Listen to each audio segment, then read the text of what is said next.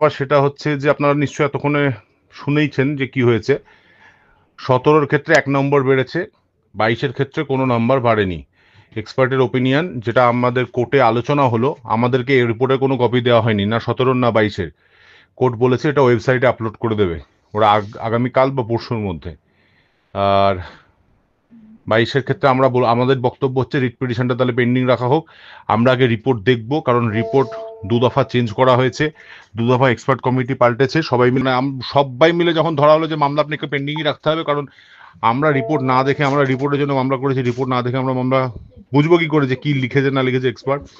বললো তোমরা চাইলে রিপোর্টকে চ্যালেঞ্জ করো, কিন্তু আমি এই রিট পিটিশন পেন্ডিং রাখবো না যেটাতে তোমরা নাম্বার চেয়েছো। এবং এর মতো যা রিট পিটিশন নাম্বারগুলো আছে যেগুলো আমরা মেনশন করেছিলাম সেগুলো সব শুক্রবারের দিনকে থাকবে, এমনটাই কোর্ট বললো। এবং সেগুলো তো এই অর্ডারেই হবে। তো এই হচ্ছে পরিস্থিতি। এই মুহূর্তে দাঁড়িয়ে কি করব কি বলবো আপনাদেরকে সেটা সত্যি কথা বলতে গেলে ভাবতে পারছি না। তবে রিপোর্ট মন্দ কি আছে আপনাদের সাথে সেটা আলোচনা করব, তারপরে পরবর্তী যদি কোনো স্টেপ নিই সেটা সবার সঙ্গে আলোচনা সাপেক্ষ অবশ্যই।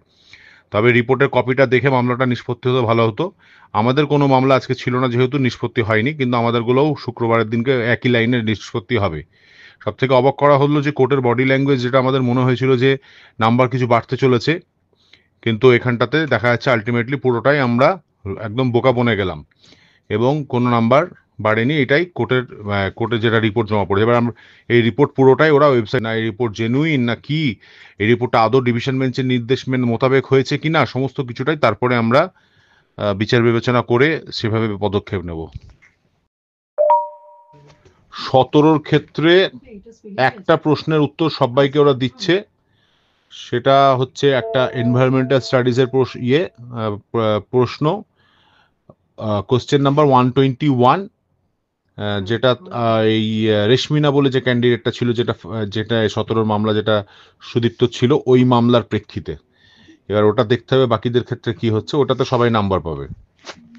কলকাতা হাইকোর্টে একটা বড় জাজমেন্টটা আপনারা দেখতে পেরেছেন, যেখানে পরিষ্কারভাবে জানানো হয়েছে কি 2022 টেট পরীক্ষায় কোনো মার্কসগুলোটা বাড়ানো যাবে না, কারণ যা এক্সপার্ট কমিটি তাদের যা রায় আছে সেখানে কোনো ভুল নেই।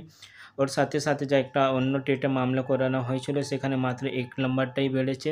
অনেক মিডিয়া চ্যানেলে যেখানে আর অন্য ইউটিউবাররা আপনাদেরকে জানিয়েছিল হতে পারে 20 থেকে 22 মার্কস প্রত্যেকটা ক্যান্ডিডেটদের বাড়বে, আর ওখানে অর্ডার কপিতে পরিষ্কারভাবে জানানো হয়েছিল কি অল ক্যান্ডিডেট যারা পরীক্ষায় অ্যাপিয়ার হয়েছিল তাদের মার্কসগুলোটা বাড়ানো হবে। কিন্তু সেই সময় আমি আপনাদেরকে জানিয়েছিলাম ম্যাক্সিমাম 1 থেকে 2 মার্কসই বাড়বে, তার থেকে খুব বেশি মার্কসটা বাড়ানো যাবে না। আর আজকে যা জাজমেন্ট এসেছে, যা শোনা গিয়েছে, মাত্র 1 নম্বরই ক্যান্ডিডেটকে বাড়ানো হবে, এর থেকে বেশি আর কিছু নেই। কিন্তু তারপরে 1 নম্বর বাড়িয়ে দিলে মিনিমাম 7 থেকে 8 হাজার ক্যান্ডিডেট যারা আবার কোয়ালিফাই করে যাবে টেট পরীক্ষাটা।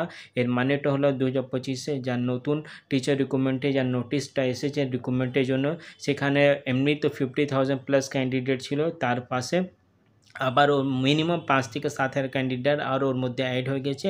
আর তারও যদি ওদের এজগুলোটা ঠিকঠাক মানে উইথিন 40 ইয়ার যদি রিজার্ভ থাকলে তারা এই ফর্ম ফিল আপটা করতে পারবে আর তারা ইন্টারভিউর জন্য পুরোপুরি যোগ্য আছে। কিন্তু 2022 সালে যা প্রশ্ন ভুল মামলা করানো হয়েছিল সেই মামলাটা আজকে পুরোপুরি শেষ হয়নি, কারণ যা একটা জাজমেন্ট ছিল কি যা এক্সপার্ট কমিটি যা রিপোর্ট আছে, প্রাইমারি বোর্ডে যা একটা সাবমিশন আছে, সেইটা অপোজিশন পার্টি যারা কেস করিয়েছিল তাদের হাতে দিতে হবে, কিন্তু সেই কাজটা আজকে হলো না। তাই জন্য কোর্ট থেকে একটা অর্ডার পাস করানো হয়েছে কি এক্সপার্ট কমিটির যা রিপোর্ট আছে সেটা ওয়েবসাইটে আপলোড করিয়ে দিতে হবে। তার পাশে 2022-এ যা কেসগুলোটা চলছে, যা আমি মানে যতদূর খোঁজ নিয়েছি, এরপরে আবার একটা মামলা করানো হবে ডিভিশন বেঞ্চে, সেখানে 2022% ভুল মামলাটা হতে পারে এক্ষুনি কন্টিনিউ চলবে। কিন্তু আজকে 2022-এর টেটে কোনো মার্কসগুলোটা বাড়বে না, এটাই ফুল অ্যান্ড ফাইনাল আপডেটটা আমরা পেয়েছি। মাঝখানে কোনো টিচার রিক্রুটমেন্ট আপডেটটা থাকলে আমি আপনাদেরকে দিয়ে দেবো। চ্যানেলে নতুন থাকলে চ্যানেলকে সাবস্ক্রাইব করুন। Thank you.